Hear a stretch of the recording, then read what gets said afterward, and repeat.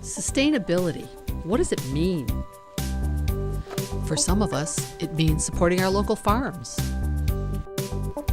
and exploiting our renewable natural resources. Perhaps keeping a few chickens in the backyard. This one just got laid. It's still nice and warm. Farmers markets are on the rise all over, and we have some wonderful resources right in our own backyard. The investment in our sustainable future has already begun. Let's explore some of the simple things your neighbors are doing right now to help us all reach our goals for a brighter future. On today's episode, we'll be highlighting Russell's Winter Farmers Market, Sudbury's newly installed Big Belly trash compactors. We'll also be taking a closer look at a handy little device called a kilowatt and a closer look at energy audits with Fleming Lund. So stay tuned for our Sustainable Sudbury.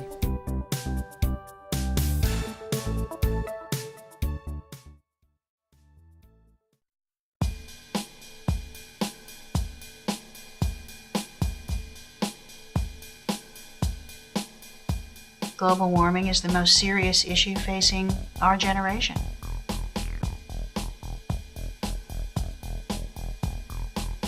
We all know that there's a finite amount of energy available, and we've got to figure out how to use less energy than we do. Each one of us has a personal responsibility to do our share. Now more than ever, people across the country are joining the fight against global warming, and they're starting with Energy Star. I'm an architect and a home builder in Perkinston, Mississippi. Right now what I'm doing is building my own home to replace the home we lost in Hurricane Katrina. One of our major goals is to try to make this an Energy Star rated home. We replaced all of our appliances with Energy Star rated appliances. We're trying to get people to switch from incandescent light bulbs to compact fluorescent light bulbs. They're doing things today to protect the environment, to protect the future. Before I came to work for the school district, our energy bills were $1.4 million. Never in a million years would I have guessed that we use anywhere near as much as electricity as we do. It was just a matter of becoming more conscious about how we use energy. It's going to be all Energy Star. The appliances will be Energy Star. All the light fixtures will be Energy Star. I feel very positive about what we're doing. I wish I could do 100 houses a year. I wish I could get more people to take this philosophy and this attitude towards building homes. How we respond to this problem of global warming identifies what it means to be human today. What kind of humans are we?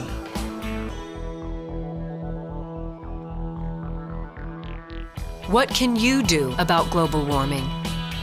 We're becoming part of a solution, but I really do think there's a lot more we can do. We've got a captive audience, and it will transfer as they become adults and become responsible citizens and understand that they do have a responsibility. Collectively is where the solution lies. It's going to take each one of us to make a difference. Join the fight against global warming. Go to EnergyStar.gov to learn what you can do. Together, we can all make a difference.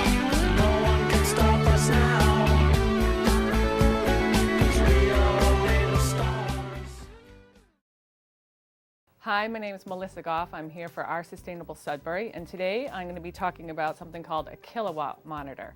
This is something you can get in town. We have them to lend out through Sustainable Sudbury, and it's a nifty little gadget. You can use it to monitor how much electricity your appliances and little electronic gadgets in your house uses. Basically, you just plug it into the wall, and then you take your toaster or your coffee maker, you plug that in, you push a button, and it tells you how many watts it uses. So you get a nice big number.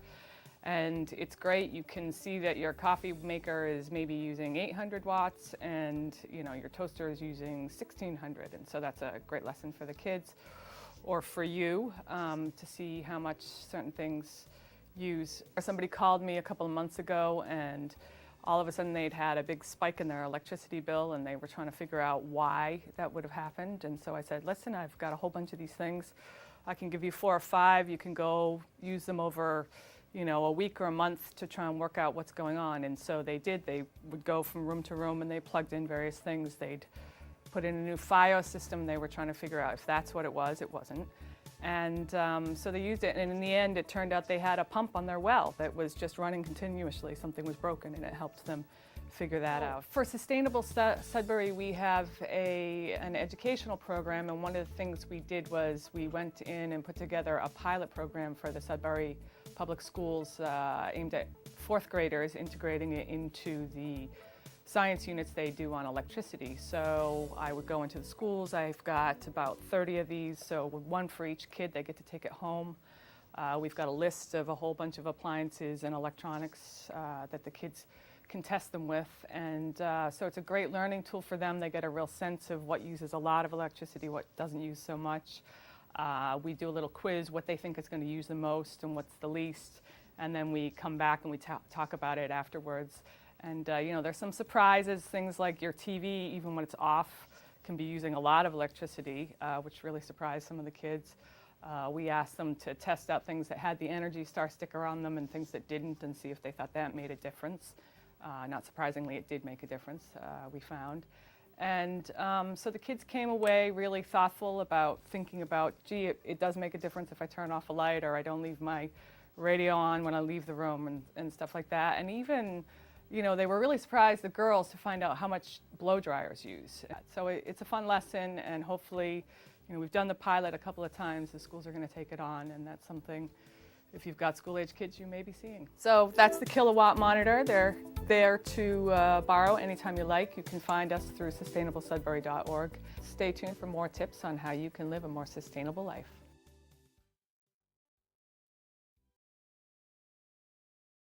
I think the furnace has to be 30 years old.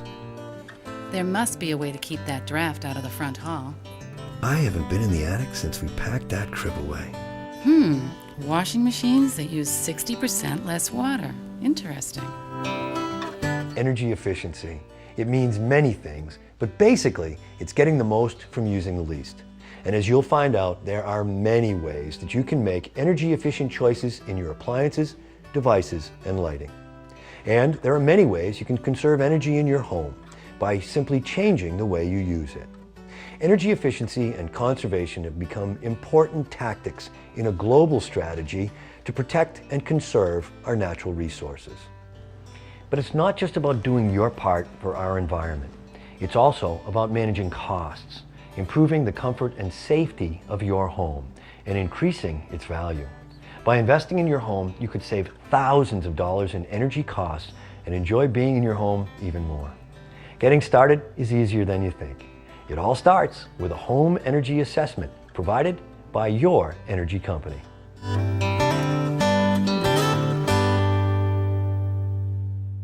The energy assessment process will identify energy savings opportunities and outline a number of actions that you can take immediately or over time to make your home more comfortable, affordable, and efficient. You'll be given an energy roadmap for your home, which includes actions that can be planned and prioritized, leading you along the pathway towards a safer and healthier home with significant savings. Okay, let's take a minute to make sure you are prepared for your energy assessment. First of all, you want to give yourself about 2 hours for the actual assessment, depending on the size and the age of your house. Second of all, it's important that you accompany your energy specialist. They are trained professionals and are full of information that you want to hear. They may have questions about your property that only you can answer, and this ensures a more efficient and valuable energy assessment. What we do is we take a whole house approach to your home. We look at all the different aspects of it, from insulation, air tightness, window and door efficiency, appliance efficiency. And we also look at how you use your home, whether you have children, whether you're here all day, or whether you're empty nesters. Our goal to taking a whole house approach is to come up with a set of recommendations that not only help you manage your costs, but also make this house a safer, healthier place to live and improve the value of your home. Okay, now that we've completed the energy assessment and compiled your energy bills, I'm going to put all this into my computer and print out your home energy roadmap, which outlines a complete set of the energy-saving home improvements you can make. The program sponsors have designed incentives to reward you for completing your roadmap now. But if you can't afford to do everything now, your specialist will help you prioritize. MassSave will also explain if your roadmap steps will qualify for incentives, heat loan program, and federal and state tax credits. You can check all this and more at www.masssave.com. I really appreciate you coming by. Thanks a million, Mark. For more information on how you can get started saving energy and money, visit our website at masssave.com or call us at 866-527-7283.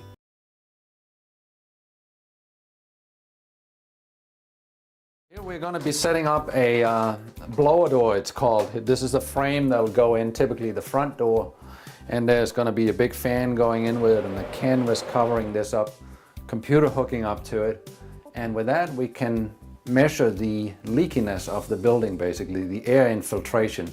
We can measure how big are the holes in the building, how serious do we need to air tighten this home to make it energy efficient.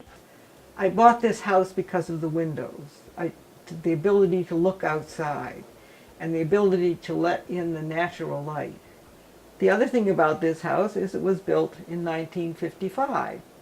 Oil was 10 cents a gallon, but the concept of insulation was craft paper with aluminum foil on it.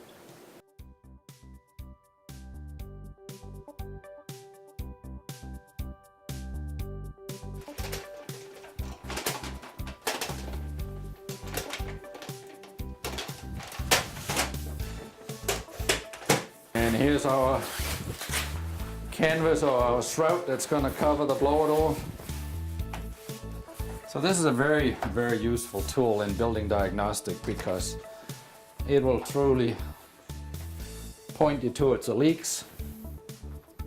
And in this particular case, we have done an energy audit on this house a year ago, and now we're back to make sure that the improvements that has been done to the house are paying off. We calibrated the fan and we're ready to get this rolling.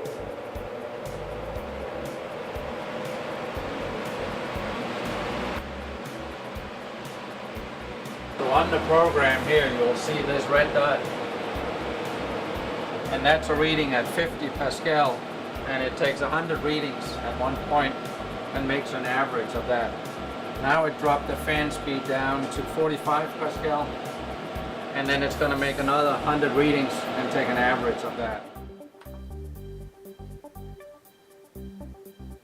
You can see on the screen here that we have all our different tests represented by the red dots. They are all linear, meaning that there was no fluctuation in the test that was abnormal. So this is a very good test. When we did this test a year ago, we were at 1764. So we have reduced the air leakage in the building by 154 cubic feet of air per minute. And that's pretty good. So this is the report from when we did the initial inspection a year ago. And as you'll see in this report, we put in the infrared picture, or the digital picture and the infrared picture, a description of the problem at the bottom. So it's very easy for the customer to take this. They're not getting a big technical report that has a lot of heavy data in it. This is really a lot of pictures, a lot of arrows and simple descriptions. So some people will take this report and do the repairs themselves, and some people will hire a insulation contractor, air sealing contractor, heating contractor, depending on what the needs are, and have them fix the issues to improve the thermal barrier in the house. Some of the typical issues that probably comes up in these is insulation issues, air infiltration issues, and then heating and cooling systems up in the attic. If you see a house with huge icicles on, you know that there's a heat loss in that house going right into the attic.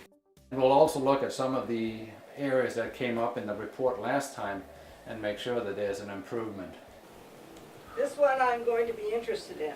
So here we're looking at the chimney. There was quite a significant air leak, and I don't know if you can see my red dot up here. That's basically where we had the air leakage the last time, and things has been repaired around here. The roof penetration from above has been repaired.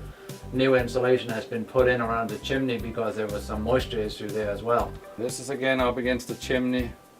It looks like there's a little bit going on still, and I'll pull out the smoke pencil.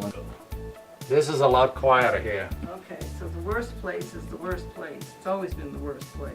Yeah. I mean, you could always put a bead of silicone caulking in here, because down here towards the end you have a little bit of a hole again. You can see the smoke doesn't want to go up. The website that I have is full of good information. I think there's a lot of previous customer comments and experiences, and every time I have some useful guided information, it gets put on the website. My phone number is 978-440-9900, so that's certainly another way of getting a hold of me, and I'm happy to help with questions and problems in your home. Well, clearly, I wouldn't have invited you back if I didn't think it was worth it.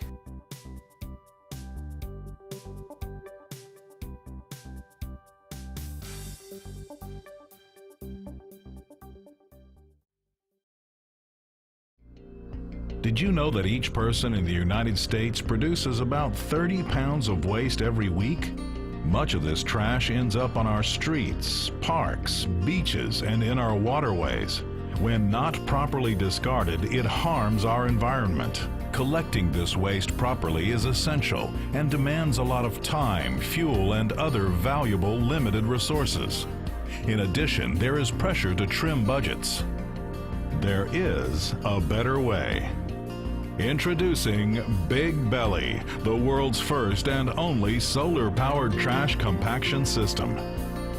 It blows the lid off ordinary garbage cans by offering a more cost-effective way to keep your city, business, campus, park, or beach clean. We call it Big Belly because it has a huge appetite for trash. With 5 times the capacity of ordinary trash cans, it eliminates 4 out of every 5 collection trips.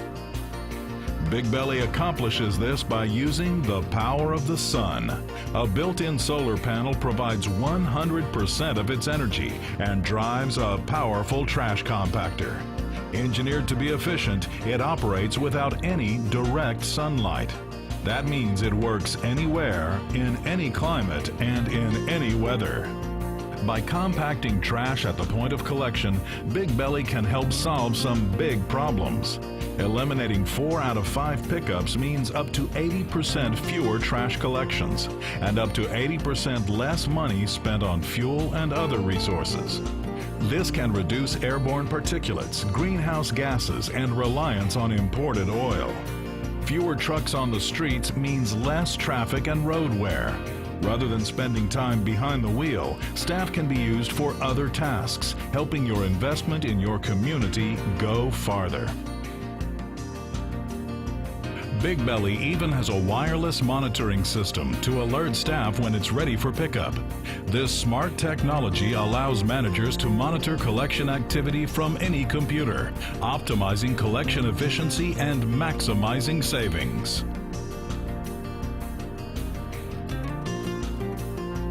Animals that feed on trash are a big public health problem.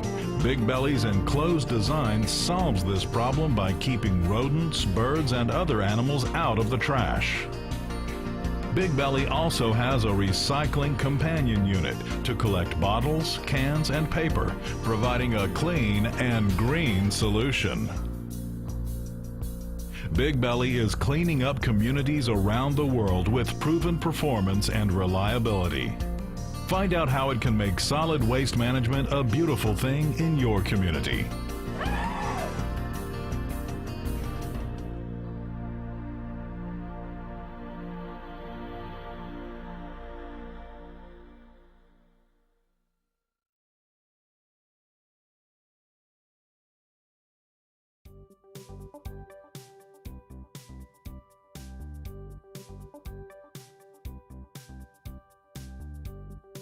How did you all start deciding to do a farmer's market at Russell's?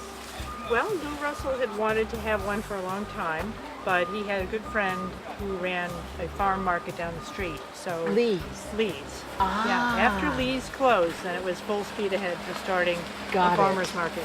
And this is our 6th season. Wow. And with the help of an organization called Mass Farmers Markets. Yes. They helped us kind of get started on how to do it. And then we had to find vendors. And We've had Charlton Orchards with us since the beginning. Excellent. And is this a picture of the farm? Yes, that is. 94 acres. Outstanding.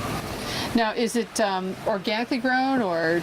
No, we are not organic, but like the potatoes or the squash or basically the tomatoes, all of that on that side of the table are all unsprayed.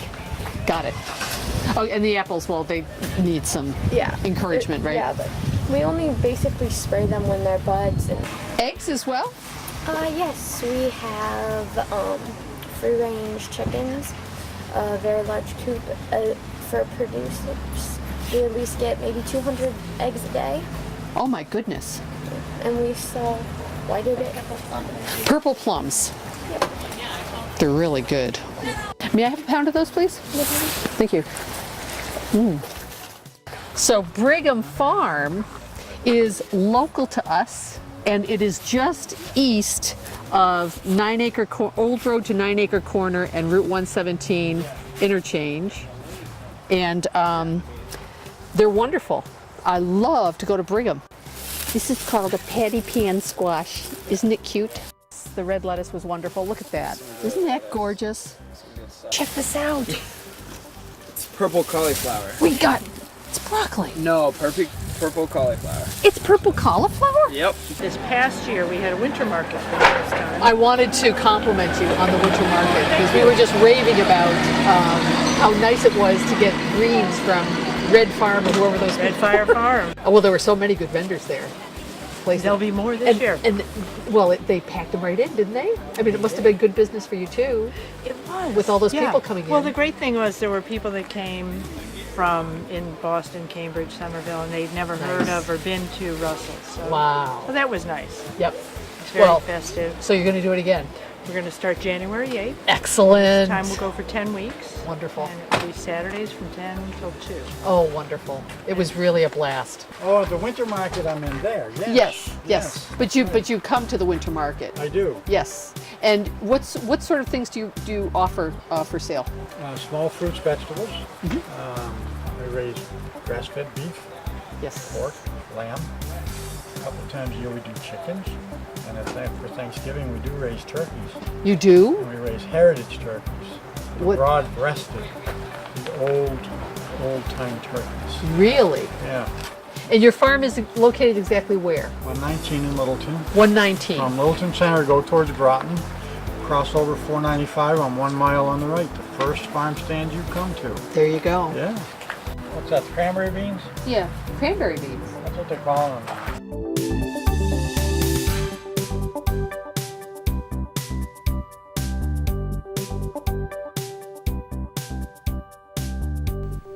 On the next episode of Our Sustainable Sudbury, we'll be visiting Sienna Farms, a local community-supported agriculture project, the Framingham Farmers Market, and Norma's Chickens.